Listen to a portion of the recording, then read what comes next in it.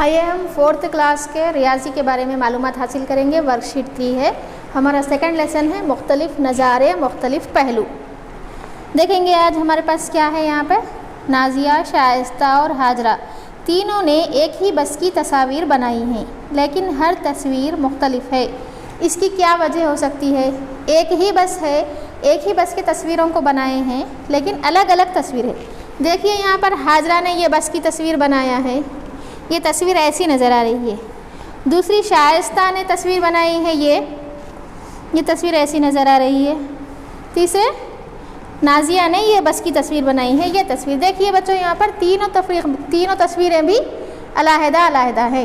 देखिए यहाँ पर तस्वीरें दिखाई गई है। वजह क्या हो सकती है ये तीन तस्वीरें मुख्तलिफ होने की? हाजरा ने जो तस्वीर बनाई है बस के ऊपर की जानिब से तस्वीर ली है। शाइस्ता ने ये जो तस्वीर बनाई है बस के बाजू की एक जानिबी पहलू बाजू की जानिब से तस्वीर ली है। और नाजिया ने जो तस्वीर बनाई है बस के सामने की जानिब से तस्वीर बनाई है। तो देखेंगे बच्चों यहाँ पर सवाल हमें दिया गया है, किसकी तस्वीर बस के सामने का मंजर को पेश करती है?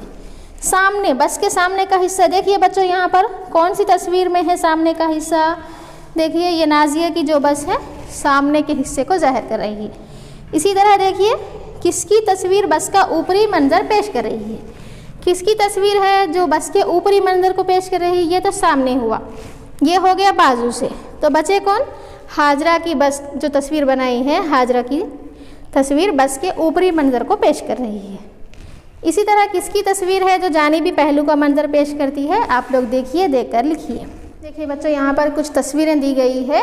यहाँ पर हमें किताब की तस्वीर दी गई है। किताब के दो तस्वीरें हैं, ये एक किताब की तस्वीर है, ये भी एक किताब की तस्वीर है।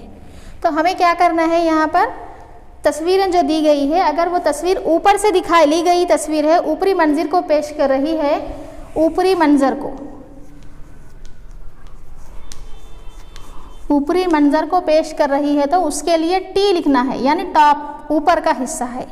और जानिबी मंजर को, बाजू के पहलू को जाहिर कर रही है। जानिबी मंजर यानी एक बाजू से ली गई तस्वीर है, तो ऐसे तस्वीर के आगे एस यानी साइड से ली गई तस्वीर, एस लिखेंगे हम। देखो बच्चों यहाँ पर हमें किताब दी गई है, पहली किताब जो हमें यहाँ पर दी गई है, देखिए क्या जाहिर कर रही है? वो किताब के ऊपर से ली गई है तस्वीर, ये किताब के ऊपर के मंजर को पेश कर रही है। तो ऊपरी मंजर के लिए क्या लिखेंगे हम? यहाँ पर दिए गए बॉक्स में टी लिख देंगे। दूसरी तस्वीर यहाँ पर हमें किताब की दी गई है, ये साइड से यानी किताब के ऐसे साइड से ली गई है ये तस्वीर, तो ये जानिबी मंजर हुआ। जानिबी मंजर यानी इसके आगे हम यहाँ पर एस लिखेंगे। ऊपरी मंजर के लिए टी लिखेंगे, जानिबी मंजर के लिए एस लिखेंगे। इसी तरह हम आगे बढ़ते हुए देखेंगे, यहाँ पर एक कप, प्याली की तस्वीर दी गई है हमें, ये भी प्याली की तस्वीर है, ये भी प्याली की तस्वीर है। दो तस्वीरें भी कप की दी गई है। तो देखिए ये कप की जो तस्वीर है ये बाजू के मंजर को जाहिर कर रही है। एक जानिब से कप को साइड से तस्वीर ली गई है, इसलिए इसके आगे एस लिखेंगे। और ये जो तस्वीर है कप के ऊपरी जानिब से ली गई है, इसलिए ऊपरी जानिब से है, इसलिए यहाँ के बॉक्स में टी लिखेंगे। टॉप, ऊपर के हिस्से से तस्वीर ली गई है, इसलिए इसको इसी तरह इस सफ़ा नंबर 9 पर कुछ तस्वीरें बताई गई है। अगर ऊपर के मंजर को पेश कर रही है तो टी लिखिए, जानिबी मंजर को पेश कर रही है तो एस लिखिए। इस तरह अपनी किताबों में इस वर्क को कंप्लीट कीजिए। देखिए आइए हम दूसरे मशगले की तरफ आगे बढ़ते हैं। हमें यहाँ पर सवाल दिया गया है, झेल में एक ही मुकाम की 3 तस्वीर दी गई है, क्या आप निशानदेही कर सकते हैं कौन सी तस्वीर सामने से ली गई और कौन सी तस्वीर पीछे से ली गई और कौन सी तस्वीर जानिबी पहलू से ली गई है? देखिए यहाँ पर बच्चों हमें पहली तस्वीर दी गई है, एक मकान है, उसके बाजू में दरख्त है। यह तस्वीर हमें यहाँ पर दी गई है। सफ़ा नंबर 10 पर देखिए, तो यहाँ पर हमें इस तस्वीर को यहाँ पर पहली तस्वीर में दिया गया है। देखिए बच्चों यहाँ पर सामने हमें दरवाज़ा दिखाई दे रहा है, यानी दरवाज़ा यानी ये सामने से ली गई, सामने इस तस्वीर के देखिए यहाँ पर सामने दरवाज़ा है, यानी पहली तस्वीर कहाँ से ली गई है? यहाँ पर हम लिखेंगे पहली तस्वीर के आगे सामने से ली गई है। देखिए दूसरी तस्वीर यहाँ पर हमें दी गई है, दूसरी तस्वीर पीछे से ली गई है, पीछे से ली गई है, तो यहाँ पर पीछे लिखेंगे। तीसरी तस्वीर देखिए बच्चों, यहाँ पर हमें खिड़की दिखाई दे रही है, ये एक जानिब से ली गई है, जानिबी पहलू से ली गई है, बाजू से ली गई है, इसीलिए यहाँ पर जानिबी पहलू से लिखेंगे। इसी तरह देखो बच्चों, यहाँ पर दूसरी तस्वीर दी गई है, एक कार की तस्वीर है।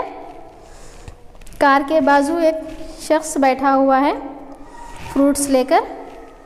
देखिए पहली तस्वीर है, यहाँ पर पहली तस्वीर में कार के बाजू का मंजर दिखाई दे रहा है, तो हम पहली तस्वीर के आगे ये जो बॉक्स दिया गया है उसमें क्या लिखेंगे, बाजू के मंजर को दिखा रही है, इसलिए जानिबी पहलू लिखेंगे।